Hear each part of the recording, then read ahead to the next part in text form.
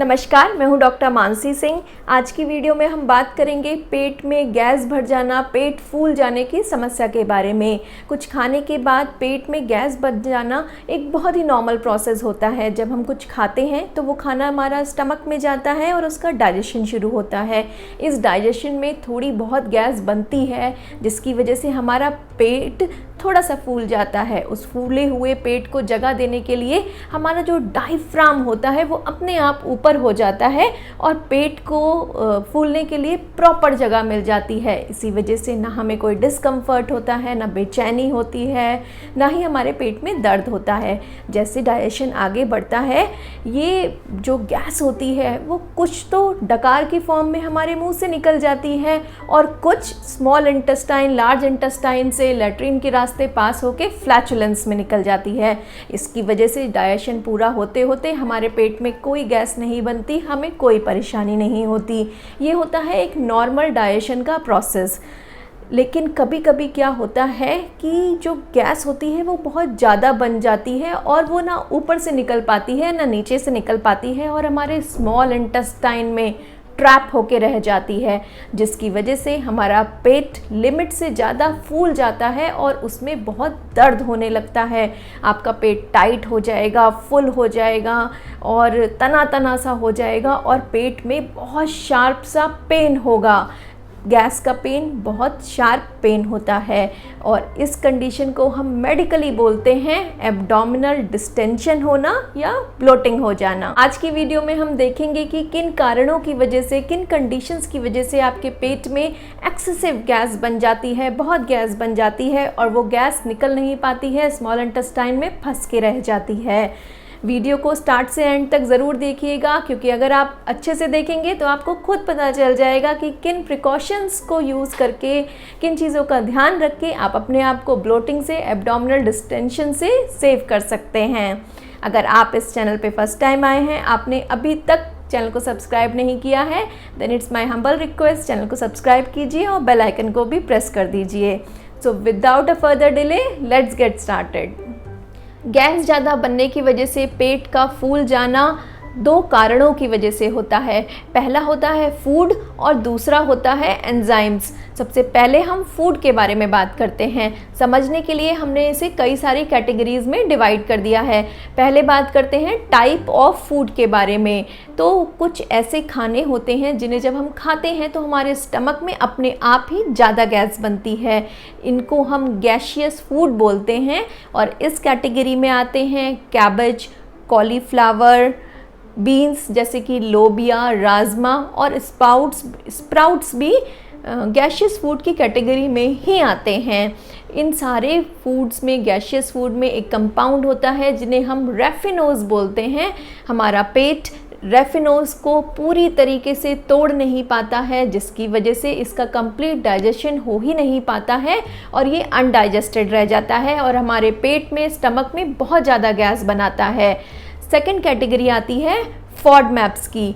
FODMAP की full form होती है fermentable oligosaccharides, disaccharides, monosaccharides and polyols. Polyols में फ्रूट्स आते हैं। ये जो फॉडमैप्स होते हैं ये भी हमारे स्टमक में डाइजेस्ट नहीं हो पाते हैं और ये अनडाइजेस्टेड रह जाते हैं। जब ये अनडाइजेस्टेड फॉडमैप्स इंटेस्टाइन में जाते हैं तो वहाँ उसका फर्मेंटेशन हो जाता है और फर्मेंटेशन होने की वजह से ये बहुत ज़्यादा गैस बनाते हैं। फर्मेंटेशन के लिए बैक्टीरिया चाहिए होते हैं और हमारे स्मॉल इंटेस्टाइन में उन्हें बहुत सारे बैक्टीरियाज मिलते हैं जो इन अनडाइजेस्टेड फॉडमैप्स का फर्मेंटेशन कर देते हैं और हमारे स्मॉल इंटेस्टाइन में बहुत ज़्यादा गैस बन जाती है। की कैटेगरी में आते हैं डेयरी प्रोडक्ट्स। दूध और दूध से बने हुए सारे प्रोडक्ट्स फॉडमैप की कैटेगरी में आते हैं।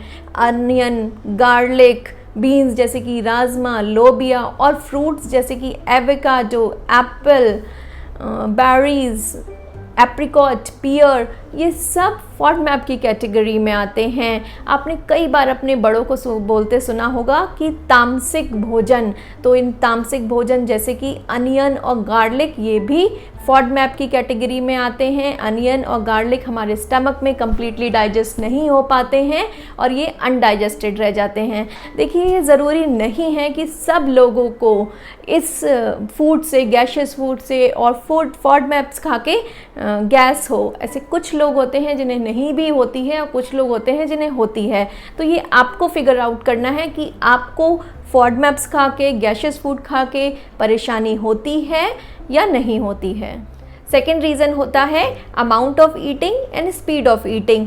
ज़्यादा खाना खाना और जल्दी जल्दी खाना खाना। जब आप जल्दी जल्दी खाना खाते हैं तो आप खाने के साथ एयर को भी स्वॉलो कर लेते हैं, हवा को स्वॉलो करते हैं, जिसकी वजह से आपका पेट फूल जाता है, आपको ब्लोटिंग हो जाती है। जब आप जल्दी जल्दी खाना खाते हैं तो आपका पेट आपकी ब्रेन को ये बता ही नहीं पाता है कि बस अब आपको और नहीं खाना है, बस अब वो जितना भरना था भर चुका है। पेट ये सिग्नल ब्रेन को 20 से 25 मिनट में दे पाता है, और अगर आप अपना खाना 10, 12, 15 मिनट में ख़त्म कर लेते हैं जल्दी जल्दी खा के, तो आपको पता ही नहीं लग पाता है कि आपका पेट भर गया है और आप ओवर ईटिंग कर लेते हैं। जब आप ओवर ईटिंग करते हैं तो आप ज़्यादा फैट खाते हैं, ज़्यादा सॉल्ट खाते हैं, ज़्यादा शुगर खाते हैं, जिसकी वजह से आपके पेट में ज़्यादा गैस बनती है और आपको ब्लोटिंग हो जाती है। आपने कई बार लोगों को ये कहते सुना होगा कि यार पता ही नहीं चला, 30 या खाना खाने के आधे घंटे बाद, 40 मिनट्स बाद वो बोलते हैं बहुत पेट भर गया, पेट बहुत फूला फूला रह गया, इतना नहीं खाना चाहिए था।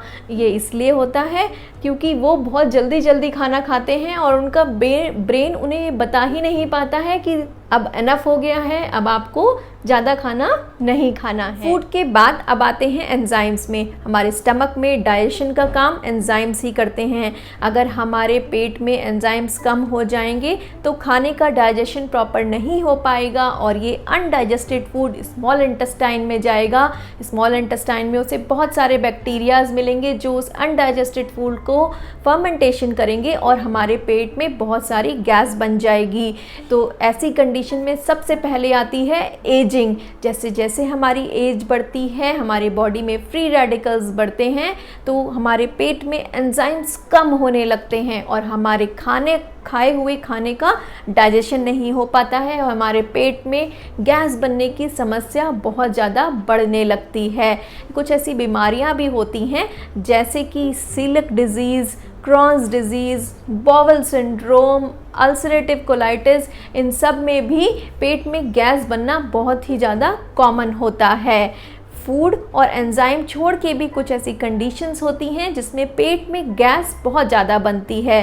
जैसे कि अगर आपके पेट में ज़्यादातर कॉन्स्टिपेशन रहता है तो भी पेट में गैस बनने की समस्या बहुत ज़्यादा बढ़ेगी। ऐसा इसलिए होगा कि कॉन्स्टिपेशन में आपके खाने का ठीक से डाइजेशन नहीं हो पाएगा, वो इंटेस्टाइन में जाएगा और फर्मेंट हो जाएगा, जिसकी वजह से आपके पेट में गैस बनेगी और पेट में ब्लोटिंग रहेगी।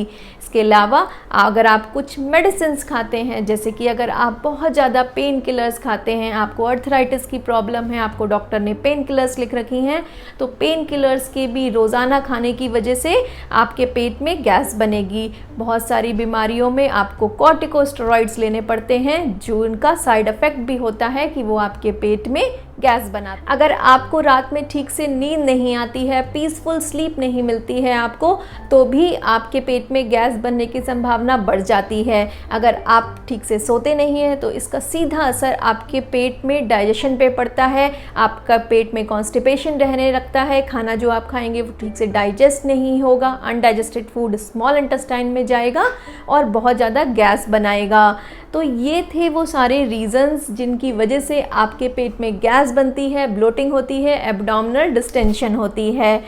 अब जानते हैं उन टिप्स के बारे में, उन प्रिकॉशंस के बारे में जिन्हें लेके आप अपने पेट में गैस बनने की समस्या को दूर कर सकते हैं। तो अगर आपके पेट में बार बार गैस बन रही है और वो गैस निकल नहीं पा रही है, तो सबसे पहले आप डेयरी प्रोडक्ट्स खाना बंद कीजिए। ये पहला काम है जो आपको करना ही करना है। स्टॉप ड्रिंकिंग मिल्क और मिल्क से बने हुए प्रोडक्ट्स लेना बंद कीजिए।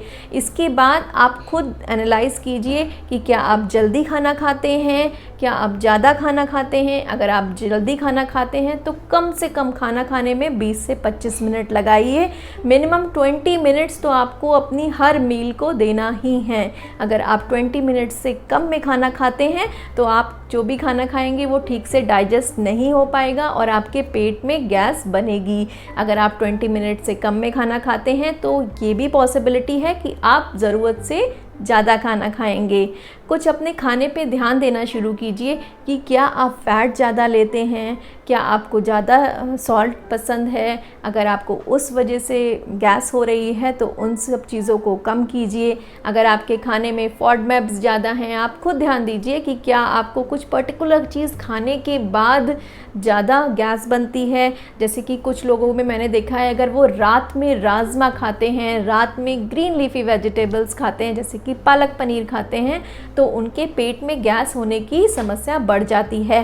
तो ध्यान दीजिए कि ये सारी चीज़ें आप कोशिश कीजिए कि लंच में खाएं, डिनर में ना खाएं। डिनर में कोई भी फॉडमैप्स या गैसी चीज़ें खाना अवॉइड करिए।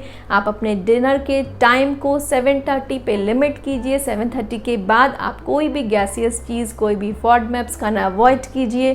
कुछ अपने फ्रूट्स के सिलेक्शन पे भी ध्यान दीजिए। बेरीज़ दिन में खाइए, एप्पल दिन में खाइए। एप्पल मोस्टली आप, अगर आपको खाना बहुत पसंद है और एप्पल आपके पेट के लिए बहुत अच्छा भी होता है, तो एप्पल को खाली पेट सुबह खाना चाहिए। खाली पेट अगर आप सुबह एप्पल खाएंगे तो ये आपके लिए बहुत ही ज़्यादा बेनिफिशियल होगा। एप्पल को रात में खाना अवॉइड कीजिए। अगर आप कार्बोनेटेड ड्रिंक्स ज़्यादा लेते हैं तो आप कार्बोनेटेड ड्रिंक्स लेना बंद कीजिए। अगर आपके पेट में कॉन्स्टिपेशन बहुत रहता है तो आप लैक्सेटिव्स ज़रूर लीजिए। लैक्सेटिव्स आपके लिए बहुत हेल्पफुल हो सकते हैं। अगर आपको कोई मेडिसिन की वजह से पेट में गैस बनती है तो अपने डॉक्टर को ज़रूर बताइए। डॉक्टर उसका सब्स्टिट्यूट आपको देगा या उसके साथ कुछ मेडिसिन्स होती हैं जिन्हें अगर आप खाएंगे तो आपके पेट में गैस बनने की पॉसिबिलिटी कम हो जाएगी। So this is all about today's topic. पेट में गैस बनना और गैस बनने की पॉसिबिलिटी को आप कैसे कम कर सकते हैं।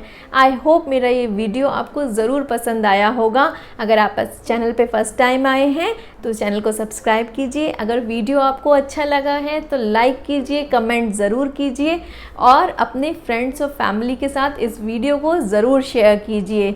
सो I am doctor Mansi Singh. मिलते हैं नेक्स्ट वीडियो में एक नए और इंटरेस्टिंग टॉपिक के साथ। तब तक के लिए bye bye, have a great